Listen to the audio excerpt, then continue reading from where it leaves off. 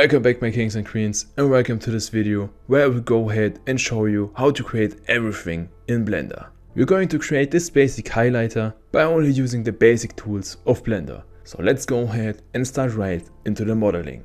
In this new scene you can go ahead and select the camera by clicking on it and press X and click on delete, and do the same with the light right here, so that your scene is only left with one basic cube. The first thing that you need to do when you go ahead and create a new object in Blender is to get the base shape of the object that you want to create. So for the highlighter we need a rectangle shape with rounded corners. So let's go ahead and modify the cube to make it look like the shape that we need. First go ahead and press on the cube to select the cube, and you can see that the cube is selected by this orange outline right here. And then go ahead and press tab to go into the edit mode, so we can go ahead and start editing the geometry of the cube. Press 2 to go into the edge selecting mode. Click on this edge right here, then go ahead and rotate your view by clicking the middle mouse button, and with shift also select this edge right here. Rotate your view and select both of the other edges as well, like this. And now to make the corners look round, let's go ahead and add in a bevel to the scene. So go ahead and press Ctrl and B to open up the bevel function, and just go ahead and move your mouse to make the bevel bigger. Now to make this look even more round, just go ahead and scroll up your mouse wheel quite some time to add in some more segments to the bevel, and go ahead and press left click to apply the bevel to a point around here. So as the next step we will go ahead and scale up the cube to the size of the highlighter. First of all go ahead and press A to select all, and then go ahead and press S for scaling, and we do not want to scale this up or down, we only want to scale it on the X axis. So go ahead and after pressing S, press X, so you're only able to scale it on the X axis. And go ahead and scale it down on the X axis to a point around here. And this is already it for the basic shape. Now let's go ahead and press 3 to go into the face selection mode, and click on this upper face right here, so that only this face at the top right here is selected. And from right here you can also go ahead and press numpad 3 to go into the side view. And if you should not have a numpad, you can also go ahead and use this thing at the top right, and just go ahead and press on X. And now let's go ahead and grab this face and move it up. So to do this, go ahead and press G for grabbing, and now you can go ahead and move this face up.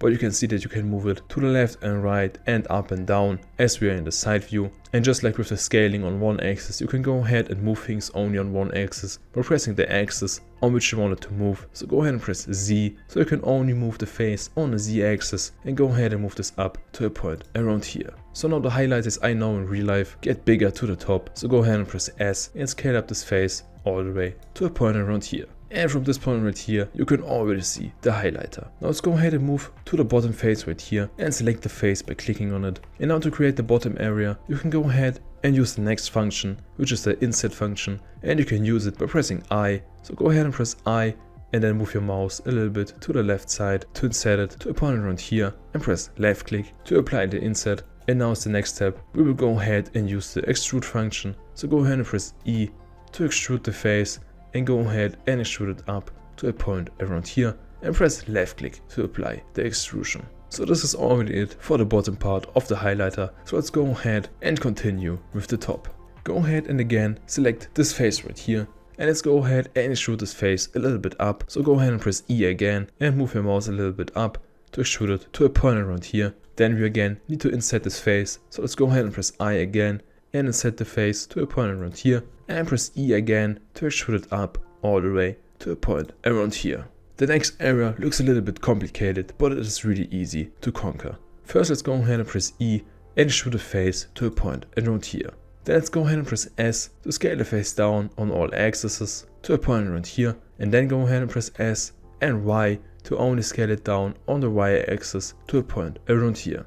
Then let's go ahead and press E to extrude the face up to a point around here.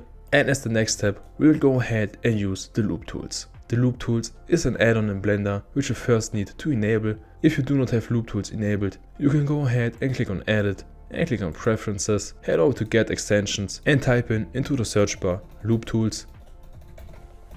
And from right here you can go ahead and install this add-on. And then back in the modeling you can just go ahead and press right click, and at the top right here you can find your loop tools add-on. In my opinion this is the most useful add-on which you can activate in Blender, because you can go ahead and for example select circle, which will go ahead and convert the face into a perfect circle. Now the topology looks a little bit messy at this point right here, but you can easily go ahead and fix this by using the next function, which will be the rotate function. And you can use the rotate function by pressing R, and as we only want to rotate this face on the Z-axis, go ahead and press Z to rotate it on the Z-axis, and go ahead and rotate it to a point around here, so that the topology looks clean like this. From it here, go ahead and press S to scale this down to a point around here, and this is looking already really good. Now go ahead and press 2 again to go back into the edge selecting mode. Press Alt and A to deselect all, and when you go ahead and hold Alt and click on an edge right here, you can select the complete edge loop like this one right here. And to make this look even more smooth, just go ahead and add in a bevel to this area right here, and go ahead and move your mouse and enable the bevel at a point around here.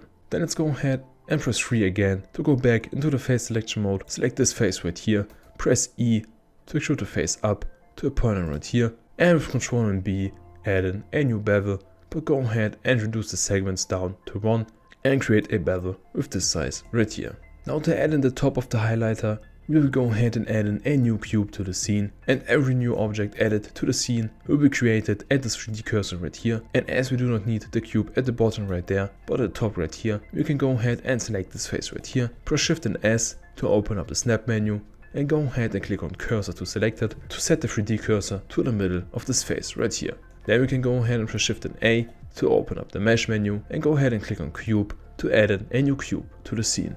Then go ahead and press S to scale the cube down to a point around here, zoom in a little bit, and press S again to scale this down to a point around here, and press S and Y to scale this up on the Y axis all the way to a point around here. Then select the top face right here, press G and Z to move this face up, press 2 to go into the edge selecting mode, select this edge right here, and press G and Z to only move this edge up to a point around here, and select both of these edges right here, and add in a bevel with one segment to them to a point around here.